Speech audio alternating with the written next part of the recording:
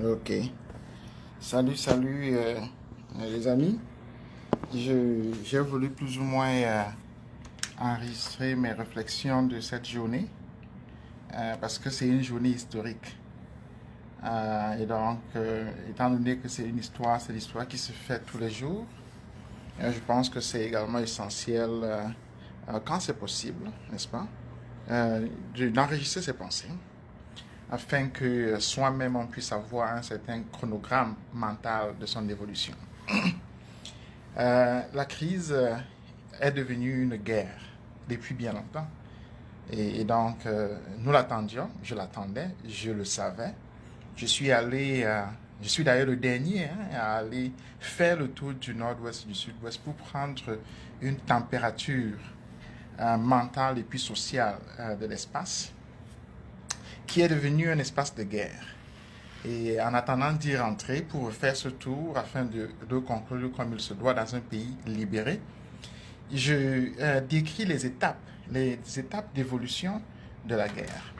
Donc, je suis ici dans mon bureau, je n'ai pas tellement de temps, mais j'ai estimé, parce que j'ai vu des images de chars, j'ai estimé que c'était important que je dise ce que je pense, mais aussi parce que aujourd'hui c'est le 22 septembre. Et donc, hier, il y a un ami amazonien qui m'a contacté, il voulait mon impression, etc. Je lui ai dit que je n'avais pas de temps, en fait. Et c'est vrai, je n'ai pas de temps. Mais, étant donné que j'ai vu des chats, j'ai estimé que je donnerais mon impression parce que c'est une évolution importante. Le principe de la guerre est très simple. Le principe de la guerre de libération est très simple. Vraiment. Et je crois que l'un des problèmes avec les francophones, c'est que les francophones ne connaissent pas la guerre. Les francophones camerounais ne connaissent pas la guerre. Et je me rappelle lorsque le 6 avril 1984, il y avait eu une tentative de coup d'État, des gens couraient pour aller voir la guerre. Donc le francophone ne connaît pas la guerre. Mais la différence, c'est que moi, je l'ai étudié, c'est-à-dire j'ai passé quand même une bonne dizaine d'années à l'étudier. Le principe de la guerre est vraiment très simple, surtout la guerre de libération. C'est très simple. C'est que euh, quelqu'un vient te gifler, n'est-ce pas? Quelqu'un vient te gifler. Tu le gifles aussi. La personne à qui t'a giflé là et que tu as régiflé prend le caillou pour te taper. Maintenant, toi, tu prends le bâton, tu tapes le caillou là. Lui, il court maintenant, il prend le pistolet. Toi, tu es plus fort, tu t'en vas te cacher. Tu prends c'est-à-dire un couteau, tu lui mets ça dans le dos. Son frère arrive, son frère court. Il appelle toute sa famille là.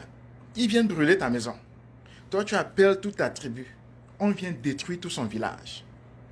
Et lorsqu'il court maintenant, il prend l'armée. L'armée vient avec, du moins c'est le Kalachnikov, il détruit pour toi.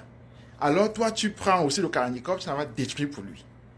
C'est très simple, c'est tit for tat. C'est comme le tennis. Tit for tat, tit for tat, tit for tat.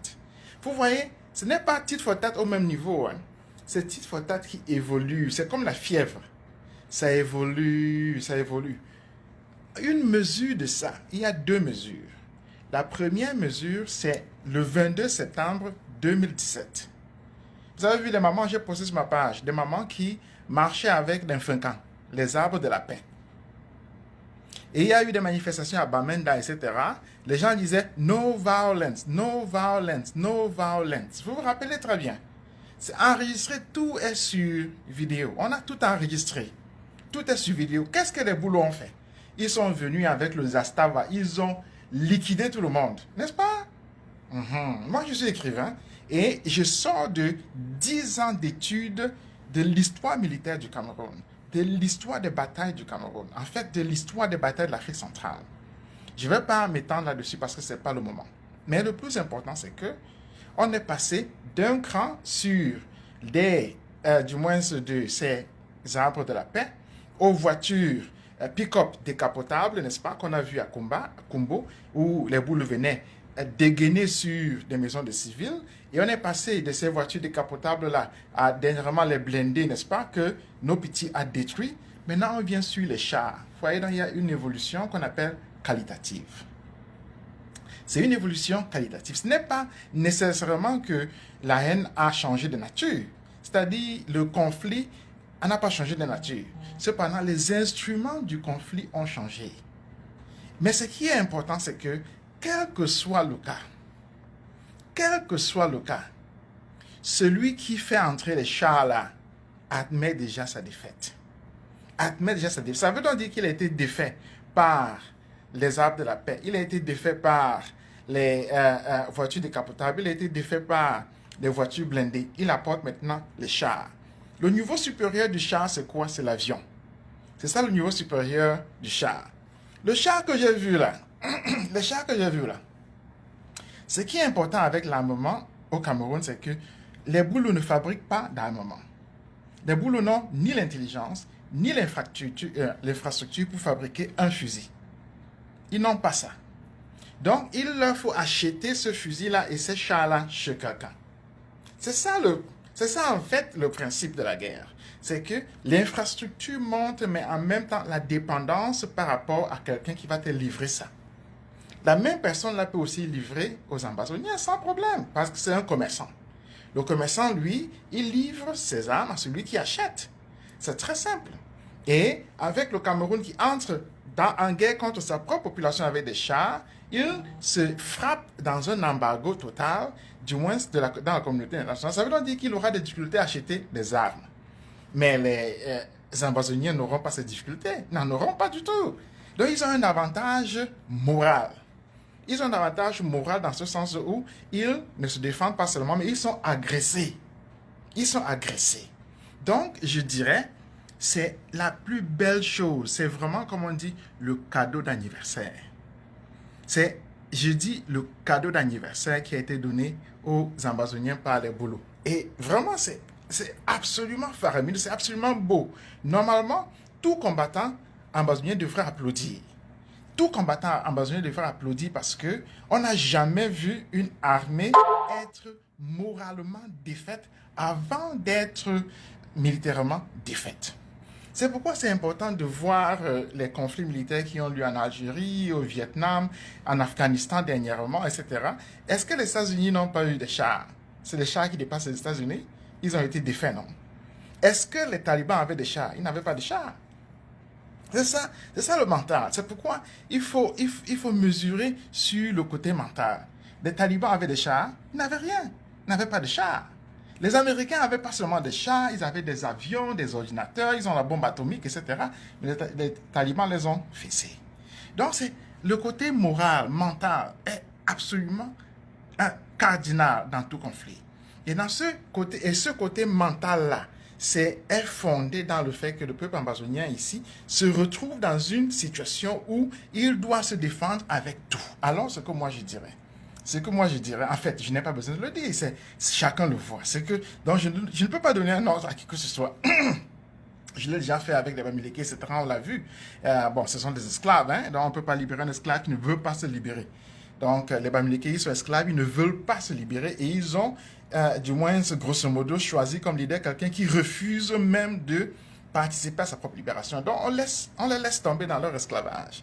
Mais pour ce qui concerne les Ambazoniens, ce qui est sûr et certain, c'est que l'entrée des chars marque la défaite morale absolue des Boulous. Donc, les Boulous sont moralement absolument défaits avant de subir la défaite militaire qui arrive. Ça veut dire quoi? Ça veut dire que les Ambazoniens qui sont organisés là, prenons une question simple. Un char peut monter une colline. Le char là va traverser les routes qui sont là-bas.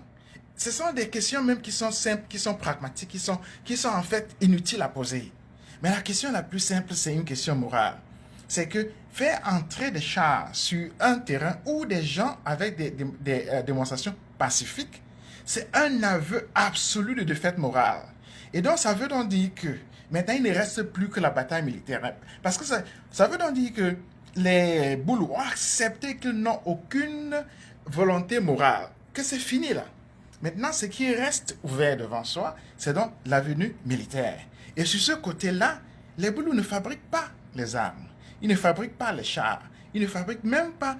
Je ne sais même pas s'ils peuvent fabriquer une aiguille, n'est-ce pas? Donc, ça dit une aiguille pour piquer quelqu'un. Ils ne fabriquent pas ça. Donc, avec ça, ils sont absolument militairement défaits. Donc, je dirais, c'est une très bonne nouvelle. C'est un cadeau d'anniversaire qui a été donné à nos mamans, à nos sœurs, à nos frères, n'est-ce pas, à nos voisins, à nos voisines, à nous-mêmes qui parlons anglais. C'est un cadeau d'anniversaire absolu qui leur a été donné et donc il faut le prendre avec joie. Il faut le prendre avec la joie de la panthère. Il faut le prendre avec la joie de quelqu'un qui sait qu'enfin on a atteint ce niveau-là où il y aura une confrontation véritable dans notre pays. La dernière chose que moi je voulais dire, c'est que je suis heureux. Je suis très heureux parce que je ne voulais pas que Biya meure sans voir ça. Il faut que Biya voie lui-même comment son armée est défaite. Il faut qu'il voie. C'est important que Biya voie comment son armée est défaite. C'est cardinal. Parce que son armée a fait tellement de mal à ce pays. C'est-à-dire que les boules, le bir, etc. ont fait tellement de mal à ce pays que c'est important qu'il soit défait militairement. Donc, à partir d'aujourd'hui, là, n'est-ce pas? C'est-à-dire qu'il faut savoir que moi, je me mets absolument et entièrement à la disposition de la cause, de la bataille pour notre peuple, pour sa libération qui aura lieu. Mais ce qui est sûr, c'est que c'était important, cardinal même, qu'il voit, c'est-à-dire qu'il soit vivant pour voir comment on a défait son peuple, comment on a défait son armée, comment on a mis son pouvoir à genoux. Et comment un peuple qui a décidé de se libérer, s'est en fait levé pour se libérer. C'était important qu'il voit ça, c'est-à-dire qu'il voit.